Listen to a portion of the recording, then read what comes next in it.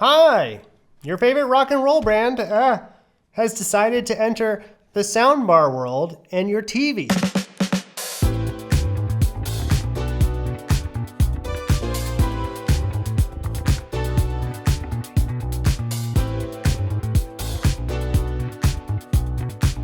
This video is not sponsored. I've purchased these all by myself with the proceeds from you watching my videos. So if you want to help me out, you can use the affiliate links below. Thanks for being here. While most soundbars are black and featureless and quite boring, Marshall gives you just a little bit of flair, making this more of a furniture item or a fashion accessory to your home, with that beautiful crossweave texture pattern they have on them and just the golden Marshall logo. Both the Marshall 120 here and the 60 provide all of your normal soundbar creature comforts, including Wi-Fi, Bluetooth, and app control, including support for Dolby Atmos and DTS:X. This is the Heston 120. It is their flagship model, and it is $1,299, so it's not cheap.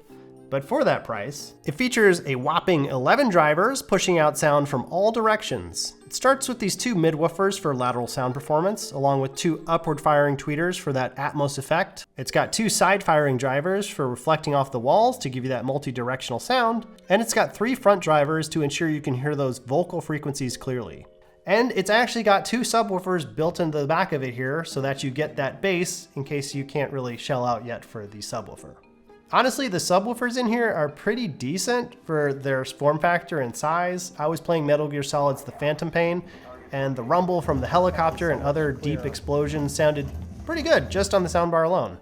This is the Heston 60. This is about half the price of the 120, and instead of 11 drivers, you're only getting 7, and you don't get any upward firing Atmos speakers with this. You just get the side firing ones. What you do get though is pretty much the same sound signature. Honestly, wouldn't be able to tell the difference between the 120 and the 60 at low volumes. The only big giveaway is just there's a bit more spatial dissemination of the audio on the 120. You're definitely getting a lot more with the 120 versus the 60.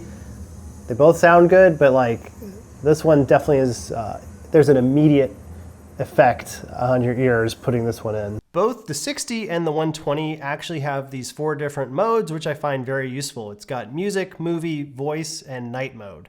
In a nutshell, night mode just kind of compresses those louder peaks and low bass frequencies so that it's not traveling through the walls and stays in your watching area. And then there's voice mode, which allows you to focus the mid-range and push that forward in the mix a little bit more. Both these soundbars also calibrate themselves. You do have to go in the app to enable it, but I would highly recommend it. You will notice a distinct difference after calibration, as long as your room has decent acoustics and you push the button to do it. The Heston 60 and the 120 do differentiate themselves in a few distinct ways. The Heston 60 here comes in both the black and this beautiful cream color here.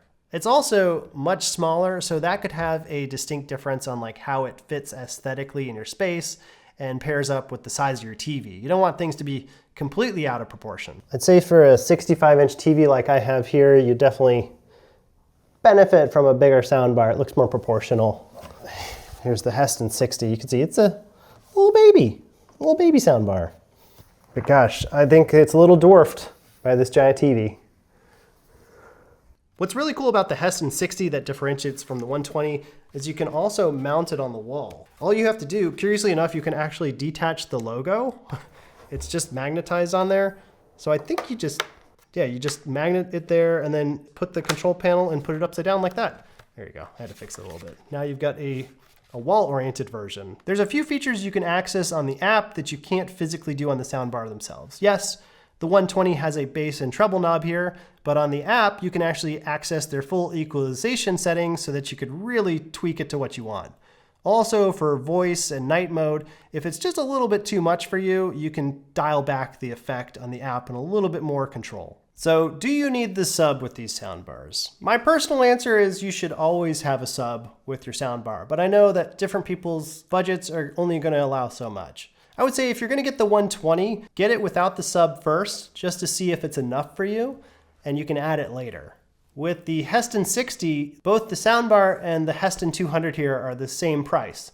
So you could basically just get the 60 with the sub for the same price as the 120, and you will be able to extend to lower frequencies than the actual 120 would. The Heston 200 here is no slouch. It's a pretty capable. All of the air pressure comes out the bottom here, so like when you're looking at it on the sides and stuff, it's like, where's the sound actually coming out of? It's coming through the bottom, and it will definitely shake the ground it sits on. I put a little tissue just to show you what that looks like. I did compare it to my KEF KC62, but that sub is well over twice the price of this, so it's a bit of an unfair comparison. The Heston 200 here it's a good sub. I wish it got just a smidge louder. I wish it was just a smidge more powerful. But if you're trying to complete that Marshall look, you kind of have to go with this because it's the only thing that really matches. Despite the simple controls on the back, just the volume knob and your input and a setup button, is you can actually change the crossover on the app for when you want it to take over the low frequencies from your soundbar. And you can also change the phase control, which could be critical for people that care more about audio than I usually do. Connection-wise, the Heston 60 and the 120 are the same in the digital realm. Physical connections is a little bit different. On the 60, you just have a 3.5 millimeter aux input, so if you want to put something back there, you could. Other than that though, it's just the HDMI eARC to go to your TV and the standard sub out cable. For the 120, you get an additional HDMI pass-through cable, so you could pass through 4K 120 Hertz. It also has RCA inputs, so you could maybe hook up a record player. I also wanted to provide you a sound sample. I only have one other soundbar, and that's the KEF Zeo, which is way more expensive than the Hestons. But that way you can hear what a $2,500 soundbar sounds in comparison to something half as expensive. It's a mono recording with my microphone, so you're not gonna be able to hear all the differences, but here you go. I don't know if I'm the one you want. Should I go, or should I leave this on? Because lately I've been getting this feeling that you might like me too.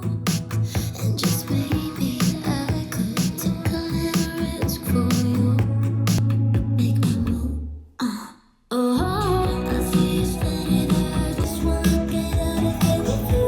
Oh, baby, everything. Oh, baby, with you. You're coming closer. I can feel it, and I don't know what to do. Oh, baby, what to do? Oh, what should I do? I want your body on my body. Don't you see that I'm waiting for you? So which one should you get? Obviously, if you're looking at Marshall soundbars, the looks are probably a huge determining factor for you. It's definitely one of the most beautiful soundbars I have seen on the market. Here's what I would say. If you're an audiophile, you should definitely go for the 120. I think if you got the 60, you might be a little disappointed with the spatial dispersion of the sound. The 120 is gonna have the Atmos speakers. It has a couple more drivers in it. It's gonna give you that bigger sound. You're gonna hear a little bit more. But if you're just trying to have fun and you think that the Heston style is really cute, I would recommend the 60, especially if you have a smaller TV. And you can also put in the sub for the same price as the bigger one. If I were to repeat my purchase as a consumer, and I really wanted the Marshall look, I would go for the 120 and I would wait on the sub until I felt like I needed the sub. So what do you think? Do you like what Marshall's doing? Are you hoping they push out some rear speakers so we can get an even more immersive sound experience? Do you think this is a hit or a miss for them? I'd love to know in the comments. Will getting the Marshall Hestons make me switch out from my KEF soundbar and sub? No. Those were way more expensive. I'd be a fool. Even if I'm lying to myself because the Marshall Heston sounded good, I'm still not gonna switch them out. I think the KEF is better, but it's tremendously more expensive. So that's my reasoning.